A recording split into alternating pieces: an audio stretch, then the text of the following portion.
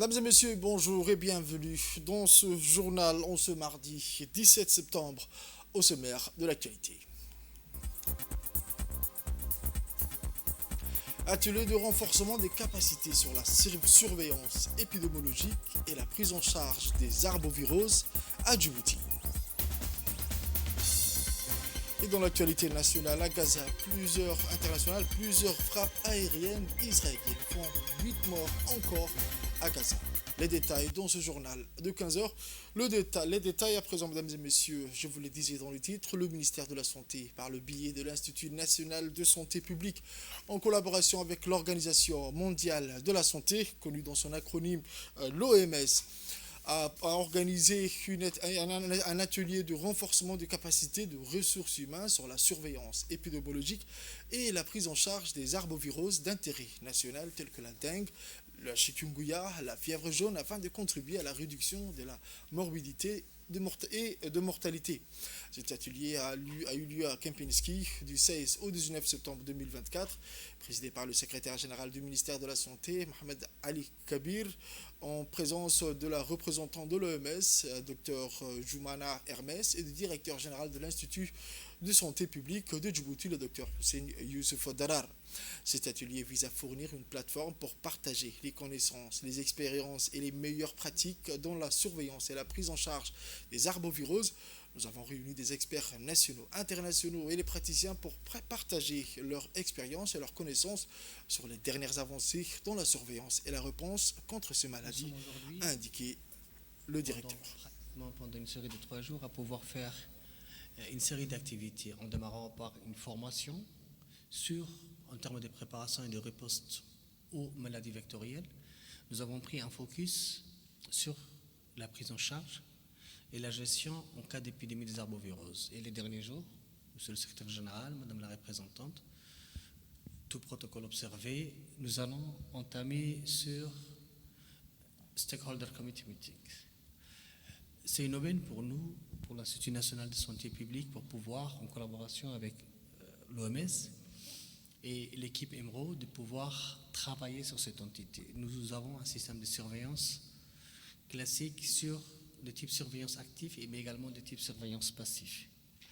Nous allons ensemble parcourir un curricula adapté sur une prise en charge précoce et surtout une prise en charge rapide. Et cette formation tombe à bien nommer parce que nous entamons actuellement la saison hivernale, donc la saison fraîche à Djibouti, où nous avons une augmentation de dengue et surtout une augmentation des cas de malaria.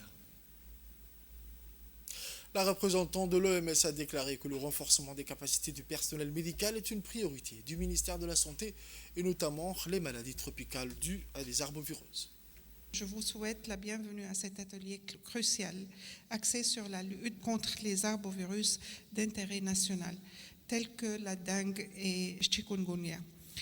Votre présence aujourd'hui est un témoignage de notre volonté collective d'affronter ensemble les défis de santé publique qui se présentent à nous. Il faut bien noter que nous ne sommes pas les seuls à être confrontés à ces défis. La récente évaluation mondiale de la réduction des risques de dengue, publiée en décembre 2023, a élevé la situation au rang d'urgence mondiale au niveau 3.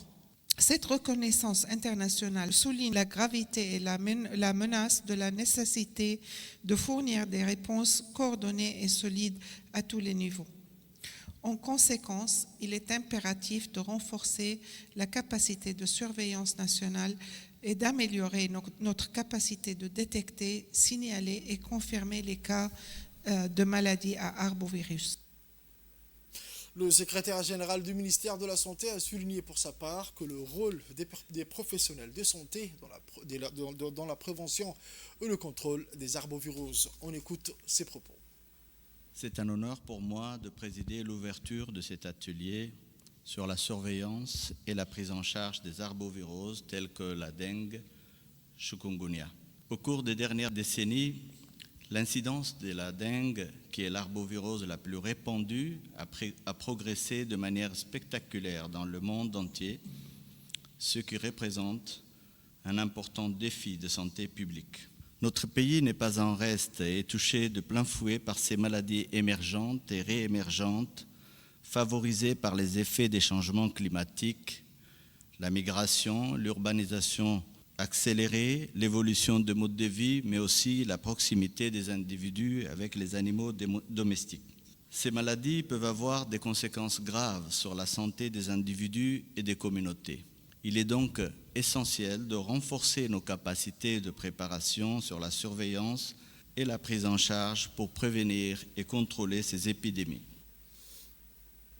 En ce mardi 17 septembre, le chef d'état-major général des armées, le général de corps d'armée, le général Zekri Cheikh Ibrahim, a rencontré à la direction générale des relations internationales le commandant de la base chinoise à Djibouti, le capitaine du vaisseau supérieur Li Zhaoyu. Était aussi présent côté djiboutien le chef d'état-major de la défense ainsi que le directeur général des relations internationales. À la suite de la rencontre entre son Excellence M. Ismaël Omar Guelleh, président de la République de Djibouti, avec son homologue chinois le 2 septembre 2024, lors du sommet sino-africain, le chef d'état-major général des armées a tenu à accueillir le commandant de la base chinoise à Djibouti et a réitéré l'importance de l'élévation des relations entre nos deux pays au niveau d'une coopération stratégique globale et a exprimé sa volonté de renforcer les liens entre les deux armées dans le cadre d'une coopération mutuellement bénéfique. Pour sa part, le capitaine du vaisseau supérieur Li Zhaoyu a exprimé sa gratitude envers le chef d'état-major général des armées pour son accueil bienveillant et a transmis par la même occasion ses vœux à l'occasion de la fête traditionnelle chinoise de la mi-automne.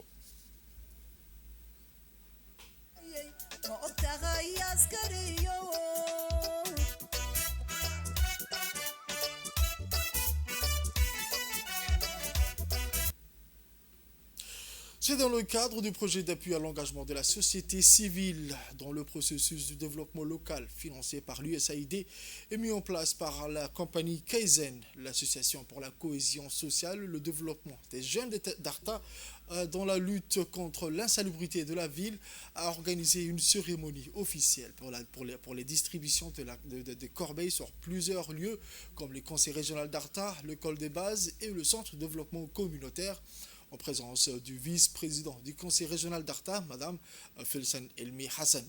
Chef du projet adjoint du Kaizen Company, M. Daher Merane, et les trésoriers de l'association, M. Waïs Saïd Waïs. Le projet a bénéficié directement à la population de la ville d'Arta, soit 1000 personnes reparties aux différents quartiers de la ville d'Arta et ainsi les lieux de rencontre et de commercial. Et les lieux commerciaux. L'association a pour mission principale de contribuer à apporter des réponses aux problèmes des déchets dans la ville. Les plusieurs intervenants ont pris la parole afin de féliciter l'association et la cérémonie a été clôturée par la remise des équipements aux bénéficiaires.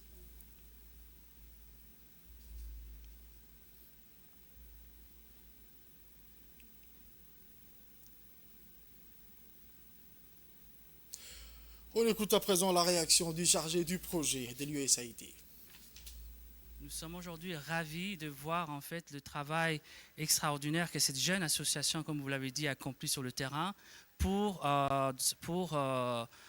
aider la ville d'Arta à conserver sa propriété. C'est un projet qui s'inscrit dans le cadre de la protection de l'environnement. Nous remercions la communauté aujourd'hui ici présente qui va bénéficier de cette aide-là et nous espérons que l'association représentée ici par WAS, qui est là, continuera à travailler étroitement avec la communauté pour contribuer à la propriété de la ville d'Arta.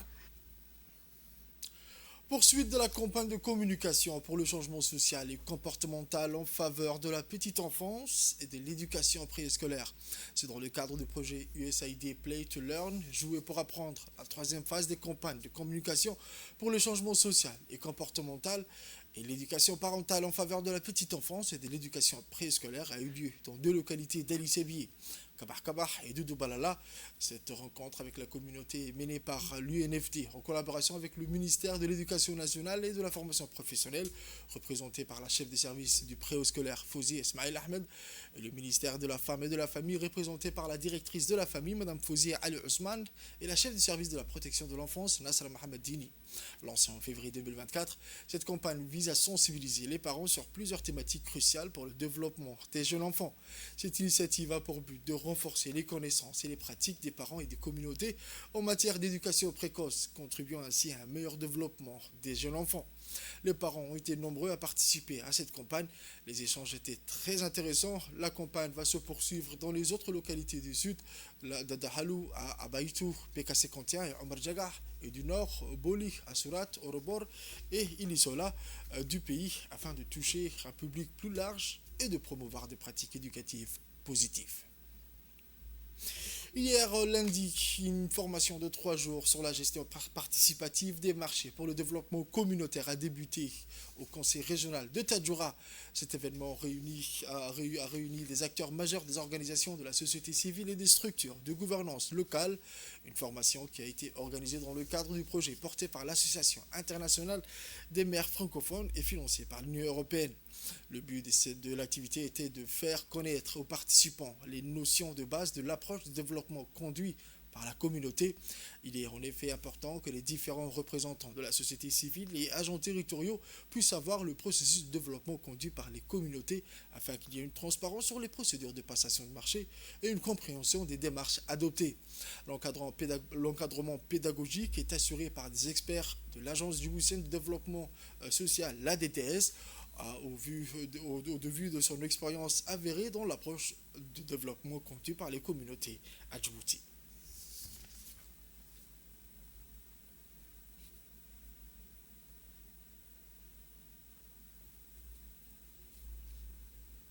On écoute d'abord le préfet adjoint, voici un extrait de son intervention. Sur les capacités, le renforcement des capacités pour le cadre administratif, à savoir les responsables de communes et conseils régionaux, ainsi que pour le cadre, les agents plutôt, ou les cadres de la société civile, les OSC, comme on les appelle les OSC, c'est-à-dire les associations. Cette formation est bénéfique dans la mesure où ça nous permet d'acquérir des connaissances que nous ne savions pas auparavant, et ça nous permet aussi de poser des questions par rapport à la démarche que nous devrons suivre concernant le montage des projets. Donc j'espère que tout un chacun profitera de cette formation. À travers cette formation, c'est une formation qui a été financée par l'Union européenne en partenariat avec l'ANCLD et exécutée par ADDS. Donc j'exhorte à tous les participants de prendre à cœur cette formation qui sera dispensée par les experts ici présents, à savoir le secrétaire général et un cadre de l'ADS. Donc, c'est une séance aussi qui fera utile aussi dans les projets à venir. Maintenant, on va vous former sur les approches participatives. Donc, comment monter un projet pour après défendre sur les marchés publics et aussi les cadres de la société civile. Donc, je vous exhorte aussi à participer avec une participation assez constante et je vous remercie de votre part. On écoute ensuite les explications du secrétaire permanent de l'ANCLD. Cette initiative a pour objectif de renforcer les capacités des autorités locales tout en permettant aux organisations de la société civile de jouer un rôle clé dans la conception et la mise en œuvre de plans de développement régionaux et locaux. À travers cette démarche, nous cherchons à établir une synergie efficace entre les différents acteurs de développement local afin que les collectivités locales et les organisations de la société civile puissent collaborer de manière harmonieuse et productive sur les enjeux de leur territoire. Pour ce faire, une étude approfondie a été réalisée dans le cadre de ce projet afin d'identifier les besoins de renforcement des capacités, de renforcement exprimés par les organisations de la société civile, analyser les différents programmes et cadres de financement existants et proposer des axes d'orientation pour les plans de renforcement des capacités de l'AMF.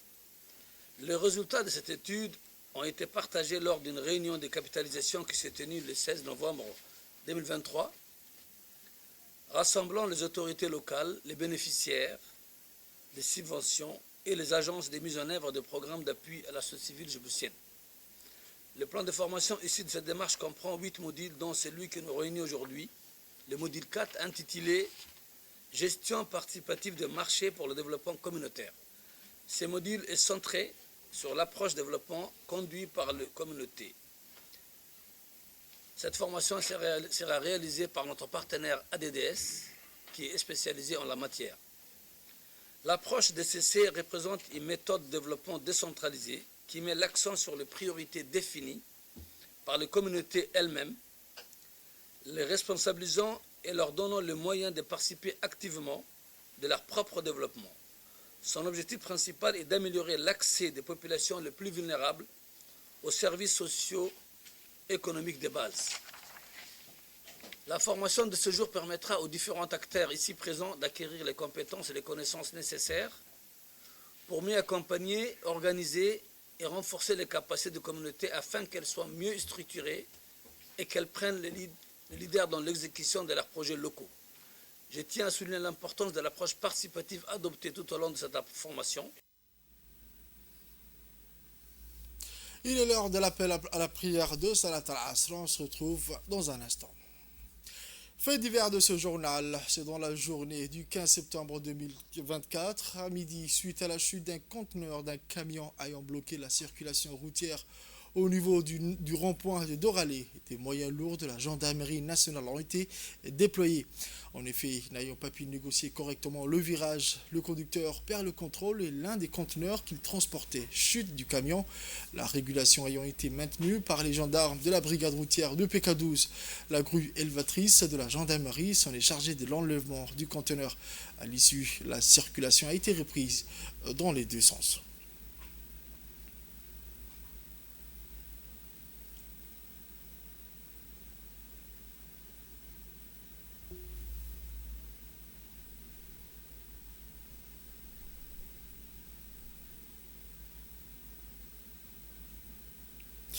Dans l'actualité internationale, je vous le disais dans les titres, 8 Palestiniens ont été tués dans de nouveaux raids aériens israéliens menés dans la bande de Gaza. Lundi, a déclaré la défense civile.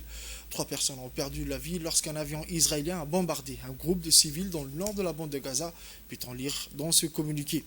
2 autres personnes ont été tuées lors d'une autre attaque visant un tracteur dans le nord de Rafah, au sud de la bande de Gaza. Une vidéo publiée par la défense civile montre des médecins plaçant les corps des 2 victimes dans une ambulance après l'attaque. Dans un communiqué séparé, la défense civile a déclaré que 3 Palestiniens ont été tués suite à une frappe aérienne israélienne visant une maison dans le camp de réfugiés de Nusrat, dans le centre de la bande de Gaza. Selon les autorités sanitaires locales, plus de 41 000 Palestiniens ont été tués depuis lors, principalement des femmes et des enfants, tandis que quelques 95 000 autres personnes blessées par l'offensive israélienne qui dure depuis près d'1 an. Les attaques israéliennes ont déplacé la quasi-totalité de la population du territoire, tandis qu'un blocus permanent a entraîné des graves pénuries de denrées alimentaires, d'eau potable et de médicaments. Une centaine de personnes se sont rassemblées ce lundi dans le cœur de la capitale française pour dénoncer le génocide à Gaza et exprimer leur solidarité avec le peuple palestinien, selon le correspondant d'Anadolu présent sur place. Réunis place d'Italie à Paris, les manifestants ont brandi des drapeaux palestiniens ainsi que des banderoles sur lesquelles on pouvait lire « Non au génocide à Gaza »,« Netanyahou, criminel de guerre » ou encore « Silence, on tue ». À l'origine de la manifestation, le groupe Action Populaire lié à la France Insoumise a publié un communiqué pour tenir un rassemblement lundi soir en solidarité avec la résistance du peuple palestinien à Gaza et dans toute la Palestine. Des membres de l'Union juive française pour la paix ainsi que la députée Sandrine Rousseau ont pris part à la manifestation, a constaté le correspondant de AA. Cette manifestation à Paris s'inscrit dans un contexte de violence israélienne qui se poursuivent depuis plus de 11 mois dans la bande de Gaza. Plus de 41 000 Palestiniens, essentiellement des enfants et des femmes, ont été tués et plus de 95 000 personnes ont été blessées, selon des données du ministère de la Santé du gouvernement de Gaza. Israël fait également face à des accusations de génocide devant la Cour internationale de justice pour ses actions dans la bande de Gaza.